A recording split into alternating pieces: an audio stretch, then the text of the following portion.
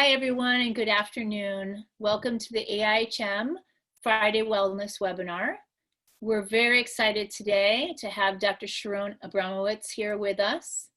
And before I introduce her, I just want to let you all know the Academy of Integrative Health and Medicine is a global interprofessional integrative health association working to transform healthcare, body, mind, spirit, community, and planet. And we're really thankful to have our community here today and the larger integrative health community. If you're a patient, if you're a friend, just thank you so much for being here and for being a part of beginning our week and ending our week in community. So we are just so thrilled to have Sharone with us today. Sharone graduated from the very first AIHM fellowship class and is on the faculty here at in the AIHM fellowship as our motivational interviewing specialist and trainer. As an integrative health psychiatrist and psychotherapist, her focus is on helping people through mind, body, and mindfulness modalities. She has a private practice in San Francisco and in Oakland, and trains clinicians in health behavior change and empathic communication skills. She has completed sensory-motor psychotherapy training and is board certified in psychiatry and addiction medicine. She's a member of the California Society of Addiction Medicine and on that board. And to learn more about her, you can visit her website at abramowitzpsychiatry.com, and we'll put those resources in the chat for you.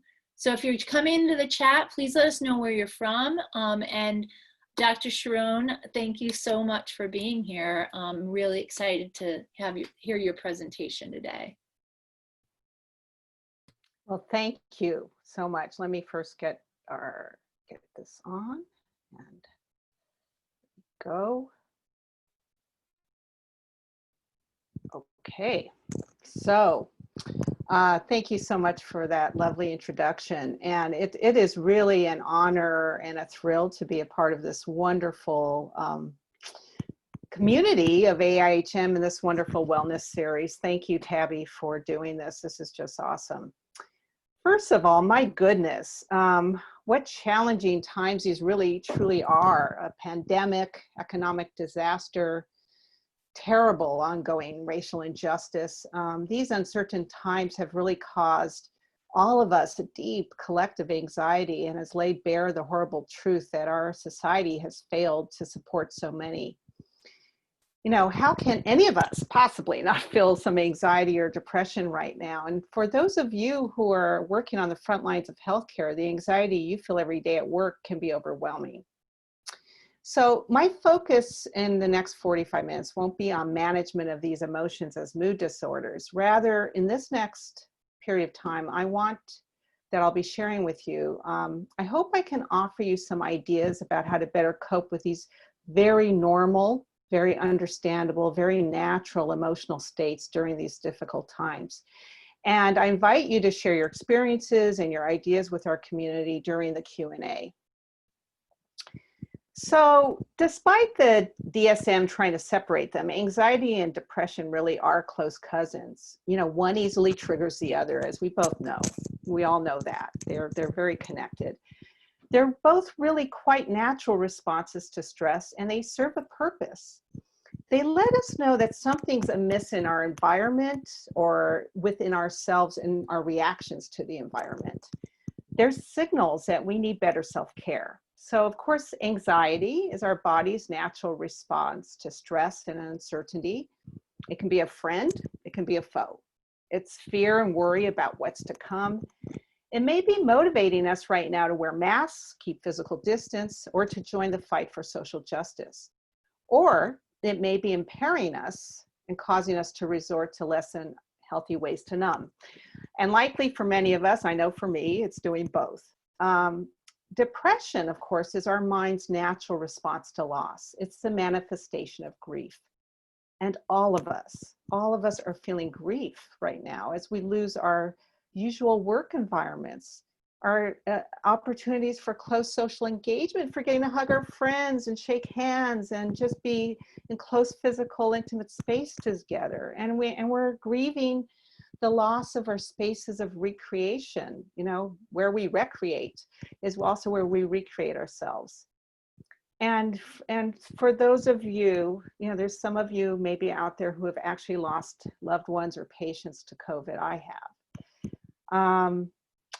You know, while other of us feel and then there's others of us who are suffering the despair of daily racism, and all of us are having, you know, deep hurt around all that.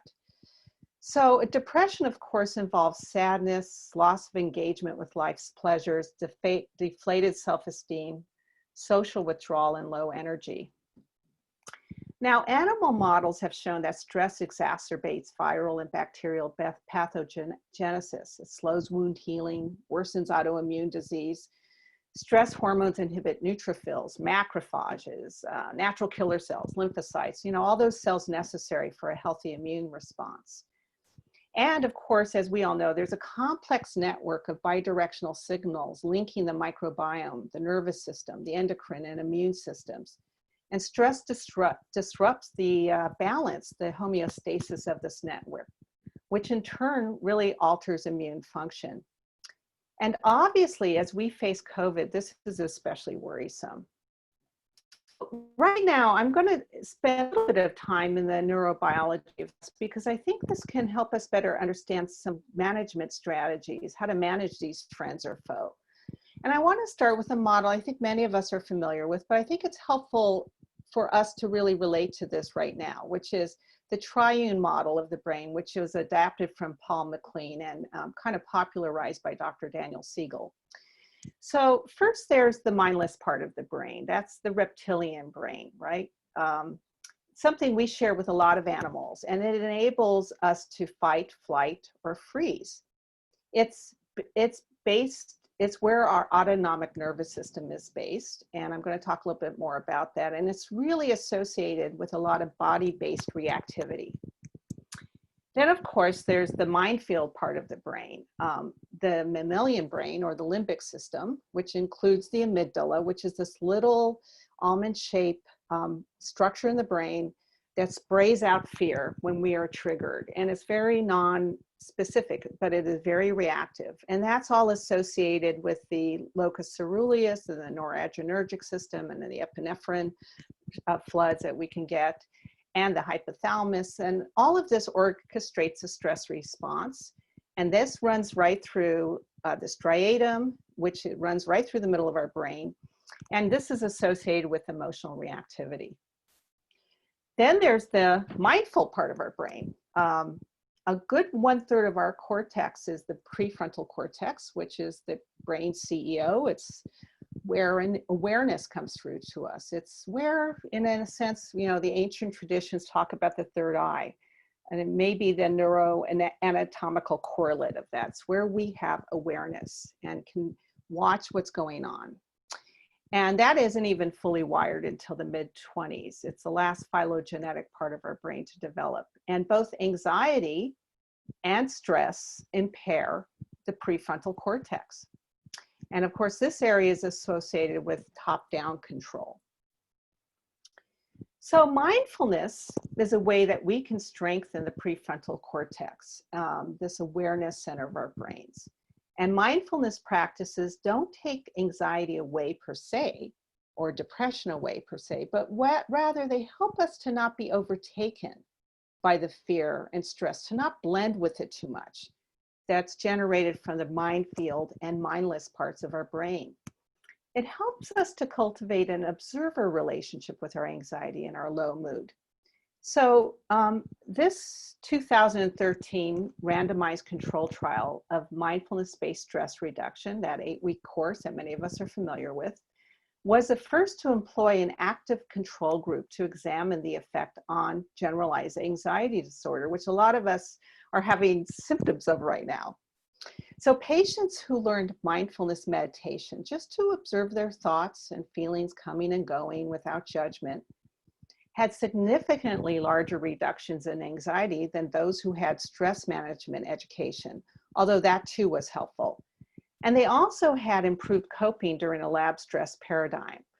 And a 2014 review of neuroimaging studies found that meditation had a very positive impact on the prefrontal cortex, on that awareness center of our brain.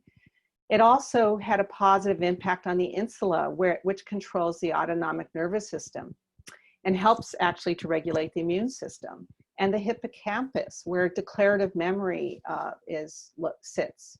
And importantly, on that little almond-shaped structure, the amygdala, fear central. It helps calms that down. And it reduces the default mode network activity, which is mind wandering. And of course, this type of meditation is not the only road to a calm mind. There's similar anxiety lowering effects can happen with yoga, with Tai Chi, with Qigong, or concentration meditations. And I'd like to share with you all now one simple meditation practice called soft belly, which I learned from James Gordon through the Center for Mind, Body, and Medicine. And I especially like it because it includes a mantra that's very neutral and abdominal breathing. And it's been used with veterans and in refugee camps and with people who've been very traumatized. So if you're all willing, let's just do this for a couple of minutes. If everyone would just sit up and just close their eyes for a second, just a couple minutes here, we're going to do this. And first, put your, sit up straight, have your spine straight, and put your hands on your belly. And take a deep breath in so that your belly, your hands rise with your belly. And let's do that 4 times just to get ourselves centered.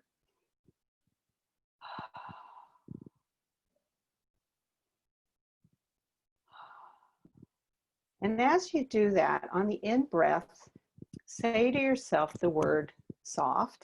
And on the out-breath, say to yourself the word belly.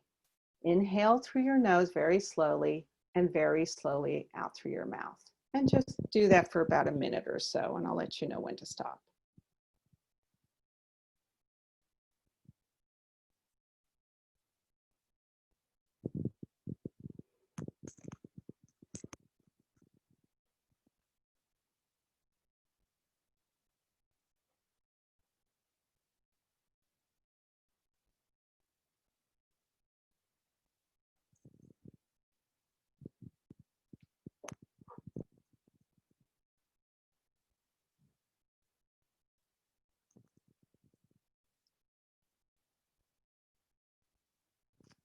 Okay, now just notice how you feel.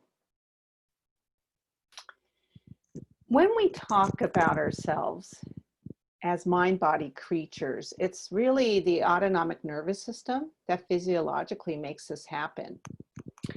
The actions of the autonomic nervous system aren't in our conscious control, okay? They happen from the bottom up, from the body up. The sympathetic nervous system, which is part of the autonomic nervous system, of course, runs our fight and flight reactions, while the parasympathetic nervous system, ran by the vagus nerve, controls our calm and freeze reactions. And I was taught that a way to counterbalance that fight and flight reaction was to trigger the vagus nerve with slow, long, deep exhales, just as we did. Hopefully you felt that calming. But it turns out it's not so simple. And I'm just going to spend a little bit more on neurobiology before we go on to other things, because I think this is quite important, and we're going to kind of use it functionally in a second. So I want to introduce to those of you who aren't aware of this, something called the Polyvagal Theory, which was discovered by Dr. Stephen Porges, and he's a renowned psychophysiologist that is, and the Polyvagal Theory is actually very foundational for mind-body trauma therapy. And I feel it can be useful as we face the stress of our collective health, economic, and political traumas right now. Now, until I read Porges, I wasn't aware that there are myelinated and unmyelinated branches of our very long cranial nerve, the vagus, which means actually wandering nerve. Phylogenetically, the most primitive part of the autonomic nervous system is the unmyelinated branch of the vagus, the dorsal vagal complex, which extends below our diaphragm. and under extreme threat. And unfortunately, we have seen this on some of these videos of horrible, things being done to African Americans by police. When we can't fight or flight, our last option our nervous system has is to freeze or play dead. This is when the dorsal vagal complex comes into play. This can become patterned during ongoing trauma as dissociative or just a depression state. The myelinated branch, called the ventral vagal complex, is phylogenetically the newest part of our autonomic nervous system, and that extends above the diaphragm, and it's very specifically human. It enhances our ability to listen to the middle tones of conversational human voice. It promotes sociable facial expression, and it enables our voice to be interpersonally engaging and prosodic. Now, this is called the smart vagus, and for it to come online, our body has to sense safety. It's not just in our head, our body has to sense safety, which is actually really challenging right now. And once the body signals it's safe, it puts on its vagal brake and can bring us out of fight and flight or numbing and freezing reactions. Now, here's a way to operationalize this that I use myself and I teach all my patients, and I want to share with you. And this is called the window of tolerance model that I learned in my sensory motor psychotherapy training. It's a body-based trauma therapy, and it was first introduced by, again, Dr. Daniel Siegel out of UCLA, and it was put into clinical practice by psychologist Dr. Pat Ogden, who is Sensory Motor Psychotherapy's founder. Now, Dr. Siegel proposed that between the extremes of the sympathetic fight and flight hyperarousal and the parasympathetic numb and freeze hypoarousal is a window or a range of optimal arousal states in which emotions can be felt as tolerable and they can be integrated. So how do we get into the window of tolerance? First of all, our body has to sense safety, and that allows that ventral vagal complex, the smart vagus, to activate and to make us, again, sociable and be able to hear each other. That's why when we're fighting with people, we don't actually hear. Literally, we can't hear tones of voice correctly. So trauma survivors' window of tolerance may be quite narrow, as they are easily triggered into autonomic nervous system active fear reactions or dorsal vagal complex dissociative depressive states. And during these stressful times, it's really important to compassionately, with self-compassion, notice during times of disruption, where are you in this window of tolerance? Put this on your device, think about it, really visualize this. And by practicing awareness of the physical sensations currently being experienced and learning bodily soothing techniques, perhaps we can learn to better calm ourselves right now, to remain in the present long enough to effectively manage extreme arousal. So this model is a great way to see where you're at in a given moment on the spectrum of emotional self-regulation. And what's important to remember is that when we're either in hyper or hypoarousal states, we can't be sociable and related. So let's practice with this. Let's start with checking in where we're at right now. And again, if you're willing, please sit up straight again, close your eyes. If this is available to you, plant your feet firmly on the ground and place your hands on your lap. Now close your eyes and focus inward. Take a couple of deep breaths again, those abdominal breathing breaths that go all the way down to your belly, and exhale very slowly, and do that a couple of times.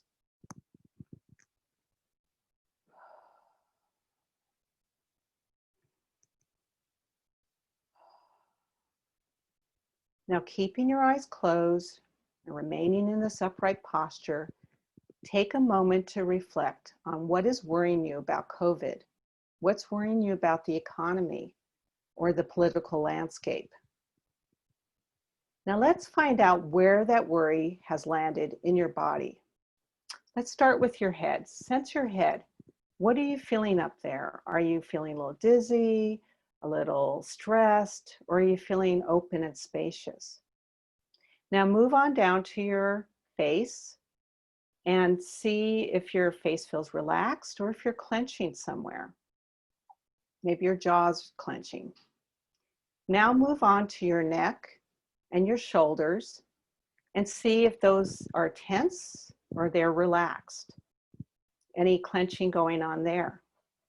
What about your upper arms? Pay attention to what's going on in your upper arms, your lower arms, your hands. See if there's some energy there or feelings like you need to move them. Now move into your chest and to your heart chakra area and see how you're feeling. What feelings are in there? What's going on with your heart rate? Is it slow? Is it fast? Is there chest tightness? And then move on into your solar plexus and then your belly. See, is your belly feeling spacious or maybe there's some nausea? Roam around in your pelvis area and your sit bones. See what's going on in that area. And spend a little time now in your upper legs, your lower legs, and your feet. And I want you to really feel your feet on the ground and how the ground and the earth is kind of coming up through that energy into you. Keeping your eyes closed, notice where in your body that worry has landed. And take a moment just to observe these physical sensations of worry. And as you do, notice if and how they change. Is your body calling on you to do anything, to maybe rub your belly, to place a warm hand over your heart? Do that. Or maybe take a deep sigh. Let your body lead you to what it needs. Okay. Now, when you're ready, slowly open your eyes. Let yourself gently re-engage with the outside sights and sounds. And as we finish with this body scan, just notice how you feel. Just notice. When we feel out of control and we're dealing with a lot of uncertainty, you know, the mind can become obsessive, and that's definitely my problem. I can get very obsessive.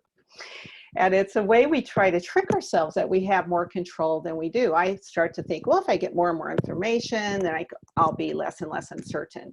And I don't know about for you, that strategy has not worked well for me. So instead, when we do that, or when I do it, I can go down a rabbit hole and I can get more anxious. Yet, you know, anxiety also signals to us a healthy need to know what's going on. So my advice is to pick a time to tune in, get updated, and when that time is up, move on. Now, that won't take away the feelings of uncertainty, and these challenging times are just stripping bare the existential truth that this life is always uncertain, always impermanent. And I'd like to read a quote here by Pema Chodron, the wonderful Buddhist teacher that many of us love to read and to listen to. Quote, "Acknowledge the feelings. Give it your full, compassionate, even welcoming attention. And even if it's only for a few seconds, drop the storyline about the feelings. This allows you to have a direct experience of it, free of interpretation. Don't fuel it with concepts or opinions about whether it's good or bad. Just be present with the sensation. Where is it located in your body? Does it remain the same for very long? Does it shift and change?" All right, now I'm going to wear my addiction medicine specialist hat. I'm seeing a lot of folks, and probably you are, or maybe some of you are yourself going through this, self-treating their anxiety with overuse of substances or food. Shelter in place, work at home, along with the anxieties being stirred up by COVID, is triggering many of us into this kind of behavior. And I totally get it. I was thinking about in late March how it was reported that alcohol sales rose by a whopping 55%. You know, there's a lot of online Zoom happy hours going on. I've enjoyed them. And any of this in moderation may be okay. But for those of you, or those of you who know people with substance use disorder vulnerabilities, this is a really tough time. Relapses have been going up, eating disorders are flaring, Relationships are facing strains due to this. The problem, of course, is that the momentary soothing of anxiety that these habits offer wear off quickly. And with habitual overuse, the brain wants to reach balance. It wants to reach homeostasis. And when it's being exposed to a large amount of outside chemicals, it begins to downregulate the matching brain systems. Then emotional dysregulation occurs, promoting more intensified cravings. And also, this is important, the addiction pathway runs through that limbic system that we just talked about, and it goes on up to the prefrontal cortex and causes severe dysregulation there. And that addiction pathway overlaps the brain's stress circuits. So stress flares up addiction and vice versa. And this then disrupts the neurochemical systems needed to regulate emotions in a healthy way. And that's not even to mention the hangover effects that interfere with good self-care practices like meditation and exercise. In particular, I'm concerned about alcohol's impact on sleep, because sleep right now is a much needed and a difficult commodity to get during these stressful times. I like this picture of this dog, kind of cute. Look, while a couple of glasses of wine may help folks fall asleep, unfortunately, even these modest amounts can wake people up a few hours later. In fact, modest alcohol use is one of the largest causes of insomnia in the United States. So if you're needing a good night's sleep, you may want to just skip that 1 or 2 glasses of wine and check it out, see if you sleep a little better. And because if you're drinking a little bit every day, you may not realize that it's actually impairing your sleep while you're feeling stressed. And of course, when we wake up in the middle of the night, boom, in rushes all those worries, the mind gets activated with anxiety, and it's really hard to fall back asleep. Also, working from home is changing people's sleep-wake cycle due to not getting out in sunlight enough or not having a clear break between work and rest. So look at that for yourself and try to, get yourself structured. When sleep is impaired, emotions become more dysregulated. So right now, more than ever, protecting sleep is vital, and that means really getting good sleep hygiene, which of course has now been packaged in the cognitive behavioral therapy insomnia protocol. And there was a Cochrane review about this, and 36% of people who received CBTI were in remission from insomnia, compared with 16.9% in control conditions. So I'm going to recommend, and this sometimes can be hard, but stay on a scheduled sleep and wake up time. Don't watch worrisome media before bed. Take downtime in low light and off devices before bed to not disrupt your rise of melatonin. Try some aromatherapy, especially lavender can be really of help right now, or light reading and listening to calming music. And I really like to recommend people find a good guided progressive muscle relaxation thing, maybe on YouTube or on one of the apps, and have it available for you with some earphones. You can lay in bed doing this and just listen to this. Pick one that feels right to you, where you like the voice and the guidance.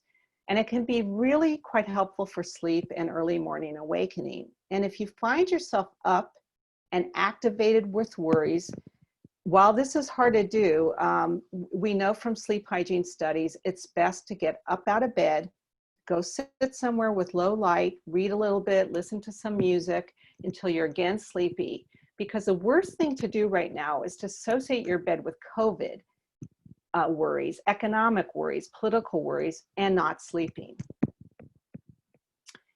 So besides good sleep hygiene, a well-steeped cup of chamomile tea with lavender, or a good sleep blend of herbs like traditional medicinal nighty-night tea, which has passion flower, chamomile, hops, catnip, can be really calming during these turbulent times.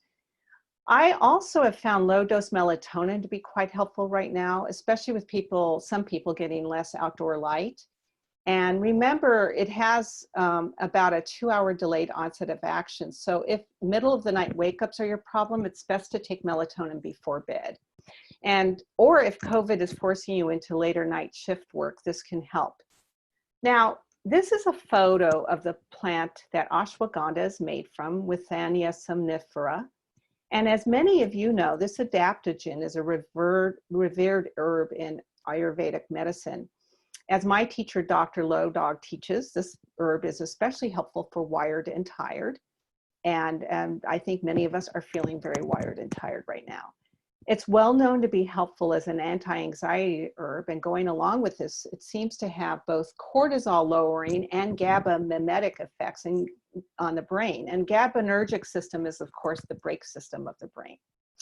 Some small studies have shown it to have a comparable effect to benzodiazepines, and 300 milligram capsule twice a day is a good dose. And I also want to mention L-theanine, which is also helpful for stressful times, especially for those of us having difficulty sleeping due to tension and worries. Of course, L-theanine naturally occurs in the tea plant, and small studies have shown that it enhances relaxation and concentration for up to 8 hours. And about 200 milligrams to 400 milligrams twice a day can be of help. Also, well-steeped calming herbal teas, steeping them for at least 5 minutes can be quite nurturing and helpful right now, like chamomile with lavender, kava, passion flower, those sorts of teas can be very helpful to people. Now, as an integrative psychiatrist, I find that I don't use many psychotropics, but for a couple of people, and I'm thinking here of a panicked frontline physician I'm working with who has baseline PTSD stuff, the judicious and brief use of medications to supplement their primary mind-body work can be helpful. Even a couple of days, I know this sounds this might sound heretical, but actually a couple of days of benzodiazepines, no more than 2 or 3 days, to help someone break a bad insomnia cycle right now can be very helpful. And prazosin can be helpful for those being triggered by these fearful times into PTSD nightmares. Maybe even several weeks and not really more of this, of a low dose SSRI may help someone with intense daily anxiety as they're trying to get other soothing habits into play. And low dose gabapentin as needed for difficult to control anxiety can be reassuring to someone. The important thing for those of you who prescribe medications is to realize these aren't a true fix. For one thing, there are the analyses that show SSRIs may be no better than placebo, and that when it comes to trauma or to stress, these other things I'm teaching you are really the gold standard. So I would see medications right now really as adjunctive treatments that require both proof of efficacy that they're working for you or your patients, and an exit plan if you're going to use them.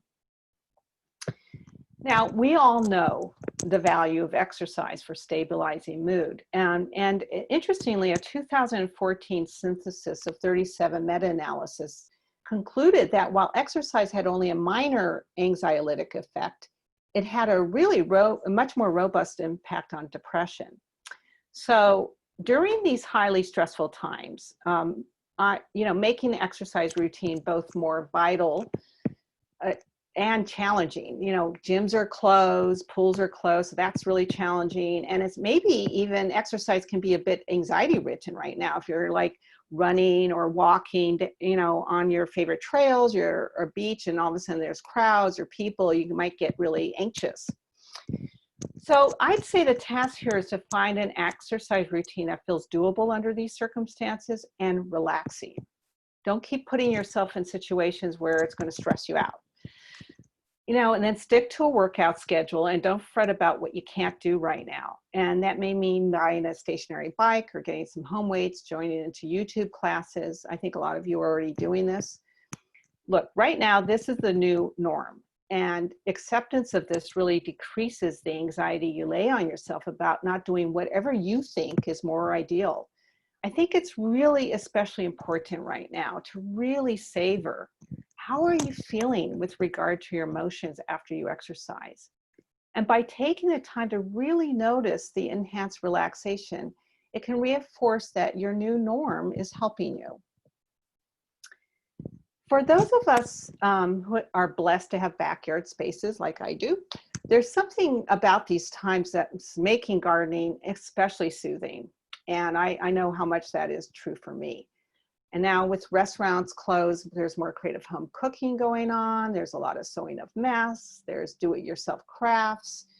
A lot of people are involved with home improvement projects. What's going on here? you know, the word for me is grounding. And this is when you're using your five senses or things that you can touch to help you move through distress. It really can bring you concretely into the present moment. It's an awesome antidote to the uncertainty going on right now, and an antidote to the dependency on virtual media, you know, these times are bringing us. Grounding can also be accomplished by really slowing down, savoring your food, or taking a slow walk, where you bring your concentration to the sights and sounds you're seeing and hearing, by stopping and really smelling the roses. And if you find yourself distracted with anxious thoughts, you can try this 5, 4, 3, 2, 1 grounding technique. So check in with 5 things that you can see. Really, really notice and feel for things you can touch. Listen with, you know, intensity to 3 things you can hear. Smell 2 things that you can smell and savor that. And maybe taste, put something in your mouth to taste so that you can ground yourself. And that can really help if you're feeling a little bit out there on top of that window of tolerance. Now, I took this photo at Tenaya Lake in Yosemite in 2018 as I began a several-day High Sierra Loop hike. And when I look at this photo right now, I still have that wonderful sense of wholeness in my spirit that being immersed in the High Sierras gave to me. I have a patient in New York City who at baseline suffers with chronic anxiety.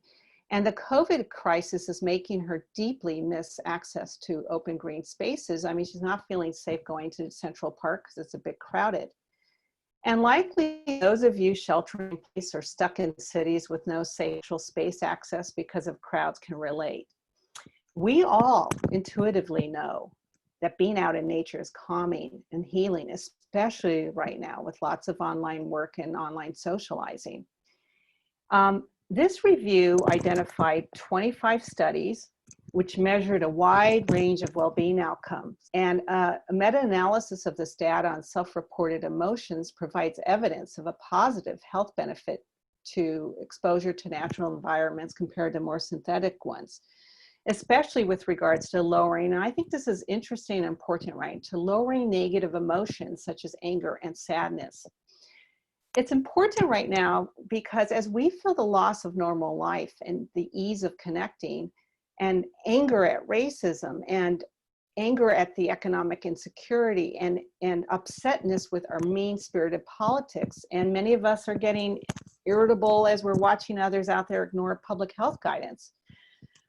For those of you who can't get access to green environments, perhaps this is obstructing you from a way to soothe your down and irritable moods, which is, again, very natural right now. So if there's any way to spend some time in nature, even in a friend's garden, a local park at hours that aren't crowded, or to take a car journey to a less visited natural area, I think this is going to help you feel better. Okay, gratitude. So this is a practice promoted by many traditions, including 12-step work, New Age practices, and of course, ancient spiritual traditions. It is also a central tool of positive psychology, and positive psychology, for those of you who aren't familiar with that, is a relatively newer field that focuses its research on what promotes well-being, happiness, and human flourishing. And it's kind of different than the conventional psychological research, which focuses on negative emotions and the treatment of mental health pathology. So positive psychology research on gratitude lists, and those are 3 to 5 things, and many of you maybe are already doing this, that you felt grateful for this day, have found that gratitude lists really promote happiness and life satisfaction while decreasing stress. And this 2019 randomized controlled trial that involved 410 participants asked these folks for 14 days before bed to either, one group wrote a list of either 5 hassles, 5 neutral events, or 5 gratitudes that before bed. And what they found was that the folks who did the gratitude list had the most increased positive affect, feelings of happiness, and life satisfaction. And they had actually less negative affect and depression than the control groups. I've seen the magic of this simple tool for myself, and I've seen it for those in early recovery despite facing lives broken by substance use. This practice shifts their focus to what's working today in their lives. And each of us faces isolation, infection worries, where many of us feel disgust with this institutionalized racism, with economic insecurity, and we're all very frustrated with our broken political system. And now, maybe more than ever, a daily gratitude list is a doable act that any of us can do to balance our perspectives. Besides bedtime, if you live with someone, another really nice time is at the start of dinner, and it's really can be very strengthening for our relationships. So this is a photo of course, President Obama with Medgar Evers, who is Medgar Evers' widow. And to remind us, Medgar Evers was a civil rights movement activist. He was a World War II veteran who served in the Battle of Normandy, and he was assassinated in 1963 by a white racist. And you can see here in this very touching photo how important social closeness is during times of turmoil. Look, we humans are immensely social creatures. It is the experience of attachment that makes us humans. You know, those poor children raised in orphanages without a primary caretaker, they suffer great developmental problems. So for me, it's really too bad that the COVID public health message was to remain socially distant instead of physically distant and socially close. And despite Zoom fatigue, I'm personally grateful that here we are right now and we have this technology connecting us. You know, the highest risk group that COVID threatens are elders. And even before COVID, in the United States, 50% of folks over 60 were at risk for social isolation with COVID. And with COVID, that number has completely skyrocketed. Research shows that loneliness and social isolation are risk factors for all-cause morbidity and mortality, with outcomes comparable to smoking, lack of exercise, obesity, and high blood pressure. And of course, isolation escalates depression and anxiety. And also, loneliness has been associated with decreased resistance to infection. So here we are, in a pandemic that physically separates us when we really need each other's support more than ever. And, you know, I'm just going to encourage you to keep doing this. Reach out daily to others, whether it be through a device, a distant walk, or a backyard visit with space. And think about who in your world especially needs contact. Are you in enough contact with your elders? And if you're an elder, are you in enough contact with your loved ones? And you know, shame and loneliness go together. When we feel lonely, it can trigger shame. So try to pull against that and ask for physically distanced company. Keep joining these kinds of virtual communities. Hang out with neighbors. And then I want you to notice after you do that, how does your mood change? After you've had a good connection with somebody right now, how has your mood changed? So anxiety and depression on one level are really about an existential crisis. It's worry about our transient existence in this realm and facing COVID, racist violence, and the dark forces of our political systems are startling reminders of the fragile transientness of this life. As Buddha taught, when we crave and cling to impermanent states, this is the source of our suffering as humans. So we could look at our anxiety as a tough teacher right now, trying to get us to wake up and remember the greater source that is eternal. Now, whether you call it higher power, Dharmakaya, Brahman, Tao, the divine one, or God, or the boundless dimension of being. For myself, I know that when I open to this boundless consciousness, I feel immense calm.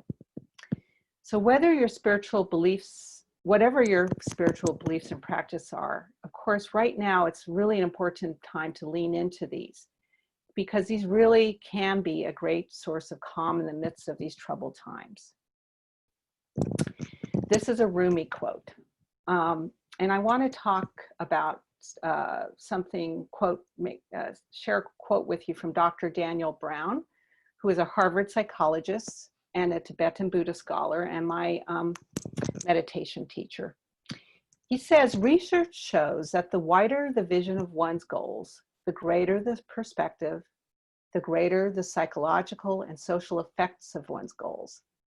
When goals are part of a larger philosophical, humanitarian, and or spiritual vision of life as lived, and go beyond self-interest to the larger purposes of life that answers the questions of what makes life most meaningful, life becomes more worthwhile and has inherent goodness. Folks who consistently operate out of a larger, deeply meaningful life purpose manifest a number of psychological benefits that most others don't. They have better psychological well-being, better physical health and wellness, strong resilience in the face of difficulties and stress. They feel more whole and integrated. They have genuine life satisfaction from going beyond self-interest and focusing on the greater good. They feel deeply interconnected to others and have great generativity. They have greater vital engagement with life. And with regards to their relationship and work, they feel a sacred calling. For many of us, COVID is allowing us to slow down, get quieter, give us time to contemplate. And for others, it's making life very busy and crowding households. But wherever you're at, this time of crisis is giving us an opportunity to find our greater calling, to do that which gives us passionate engagement, ultimate meaning, serves the greater social good to make the world a better place. And what a more beautiful way to get beyond our anxiety and sadness. And so I want to end with my favorite quote by Rumi: "The wound is the place where the light enters you."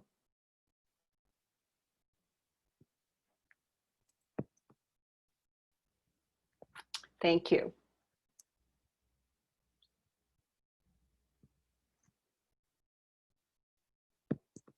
Hi there. Oops, I think I lost your... There we go. I was Okay. muted. Sorry about that. That Okay, there we go. really wonderful and beautiful, and just so many great reminders. I think part of the challenge right now is the amount of energy and input every day that you're trying to manage, that we often just forget. It was very basic. I loved the 5, 4, 3, 2, 1. You know, going through those steps of just really bringing that grounding back, and so many wonderful tools. So we have a question coming in from Linda Fessenden Butts. Can you talk a little bit more about Zoom fatigue? This is the first I've heard of this. Thank you.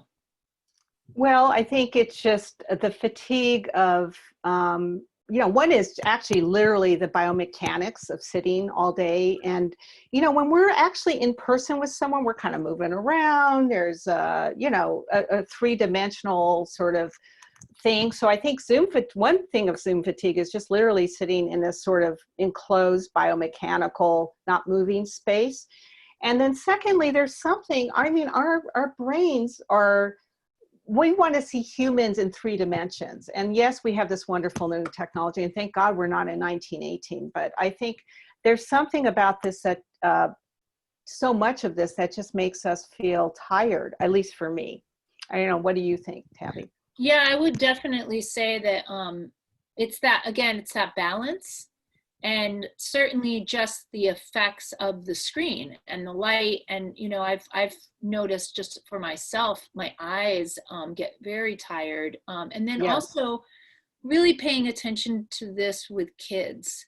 I have two, an 9 and 11-year-old, and just the amount of screen time, you know, with, even when you're really paying close attention to this, when school became all online, you know, honestly, the last week of school, my kids were just done. They just were like, I don't want to be on a Zoom anymore. I don't want to be online anymore. So I think using the tools that you shared as well, Sharone, around checking in with yourself when you are online, like, have you hit that wall? Because it's also easy to just stay online. Power through it. Exactly. Yeah. exactly. A lot of powering through going on right now. Yeah. And just, keeping things near your desk. I have aromatherapy, I have some chimes, I have little things around me that can help me just take a minute to step away and close it down when I need to. At the same time, I will say that coming together with groups has really been beautiful. Really, family, old friends. I've gotten together with colleagues from medical school that I haven't seen literally since I graduated, high school friends that we haven't seen each other. I mean, just really a wonderful way to reconnect and to share. So just finding what that rhythm is for you. Exactly. Nicely put. Could you repeat that last Rumi quote? Nina Stark is asking. Yeah.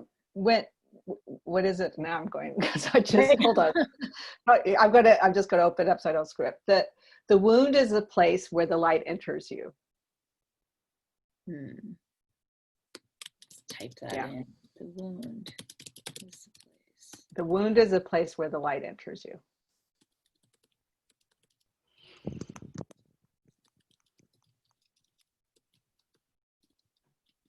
I do that. Just brings up for me, Sharone, that dynamic as well between balancing the negativity of all of this with the positivity, and Right. really taking the time to step back and just self-reflect about, what is it that's important to me in my life, to my family. And a lot of people are doing that right now, is using this time to step back and ask those questions. And we don't often have the space to do that. And I think that, especially COVID, but also all of the awakening that's happening in this country around race it's allowing that. It's allowing that to happen for people in different ways. I mean, in some ways we can look at life a little bit like a garden. There's a lot of compost, honestly, I'm going to use the word shit, that comes in, and out of that can grow the lotus, the flower. And, life is a lot of series of crises. There's a lot of crises right now. And I think I think something really useful is to look back at other crises times in your personal life. It may have not have been the political collective crises, but we've had those too. And some of us who have lived long enough have had a few of those. But just think about another time of crisis in your life. What happened? What was the growth? What did you get out of it? What happened for you? And I'm sure each one of us will say, wow, I had my heart broken, but after that I and I, changed, and the next time, that's right. What I think you have to remember right now, because that's going to be true for now as well. Have you found any strategies? I feel like one of the things I struggle with the most is being there for others. And it feels like almost everyone is in need right now of that space to just vent and unload and feel that sadness or that anger. And, in any given day, year, month, you have those interactions, but now it's a daily thing, sometimes multiple times a day, where I find myself in a situation where I just need to support someone, even if it's in the moment. And I'm just wondering if you have any strategies around that specifically, that the amount that's happening now for everyone. Well, I think of the metaphor here of the airplane where, put on your face mask before you put on your kids. And so in order for us to be giving to others, we have to do good self-care. And it is not selfish. It's, in fact, that self-care allows us to be more present, more giving to those in our circle of influence. And so I think it's somewhat like what you just said, you have to monitor yourself. And if at some point it's feeling like I'm burnt out, I'm not really listening, I'm not present, that tells you you need to go and be alone a little bit, or talk to someone who's going to give to you, or whatever it is you need, or go out and run, or do whatever you have to do to be able to refuel your pump and be able to give back to your others. So put this face mask on first for yourself. And learning to use no, thank you, Yeah.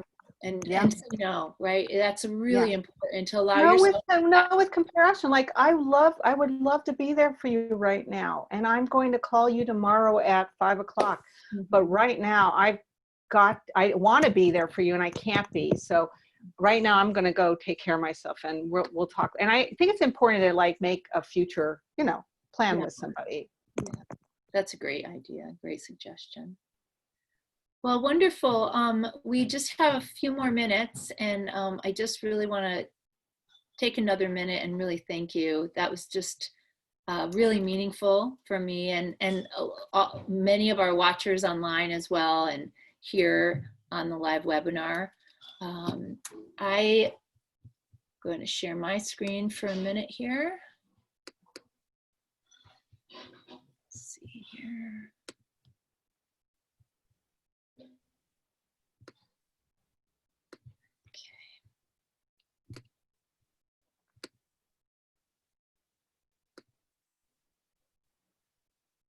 All right, so I just want to invite you all again to keep coming back to these. We really are loving bringing the community together. Our next webinar will be the Monday meditation next week with Sandra Amato, who is a just wonderful, wonderful doctor. She's also an AIHM fellow alumni, and she's going to be doing a really great meditation for all of us. So I invite you to come at 8:30 a.m. Pacific time on Monday. Next Friday, we actually will not have a webinar because it is the 4th of July holiday. Many people will have that day off. So we're going to take a break next Friday, but then we'll be back the following, and we'll actually be doing an interactive Zoom meeting. So please come, and we really look forward to seeing you. If you want any more information about our fellowship or joining the membership, please reach out. Our conference is coming up in the fall, and while it will be online, we are really planning some very cool interactive kind of leadership building spaces that will allow us to come together and not just listen to other people lecturing. So we hope you think about doing that. And yeah, let's just stay together. We are really all in this together, and keep supporting one another and reaching out. Let us know what you need, and we'll see you all on Monday. Thanks again, Sharone, for everything. Thank you. And thank you for this opportunity. You're welcome. All right. Bye-bye.